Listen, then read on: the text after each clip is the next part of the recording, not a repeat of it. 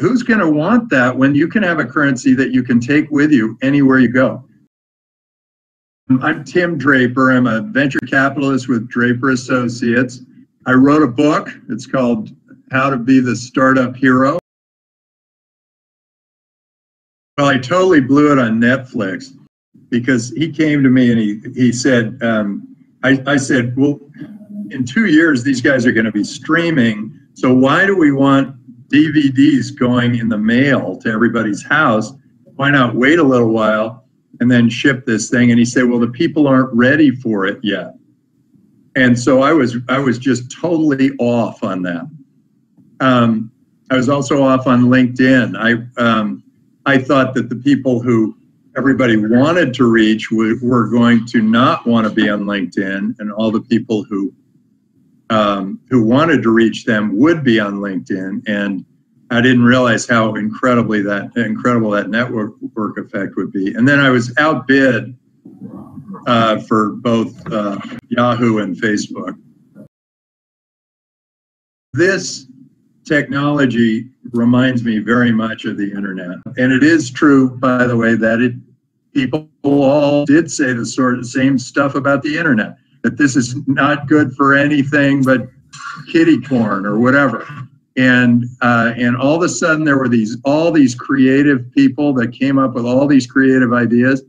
And now, it used to be back then, we only had maybe 100,000 people who were capable of chiming in and coming up with creative new solutions for businesses. Now, pretty much maybe half the population of the earth, maybe 3 to 4 billion people have access and can put their creativity on this. And I think we're going to see amazing things happen.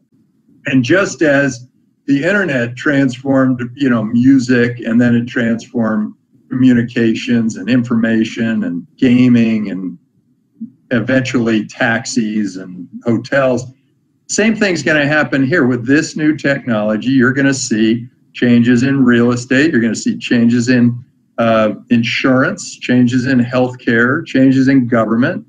And these are huge, huge industries. I made that prediction a long time ago that in 3 years, Bitcoin would be worth 10,000. And that was when Bitcoin was at about 200. And I was right on the number.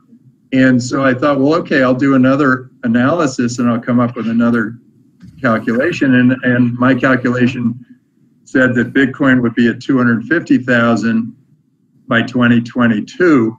And that may actually be a conservative prediction. Because here's what I'm thinking. I'm thinking, in 4 years, who's going to want to use fiat currency? Who's going to want some currency that's tied to the political whims of some government official or another, the central bank or whatever? Who's going to want that when you can have a currency that you can take with you anywhere you go? I think there are only 50 million wallets out there, Bitcoin wallets, and I think there's the potential to have 8 billion of them.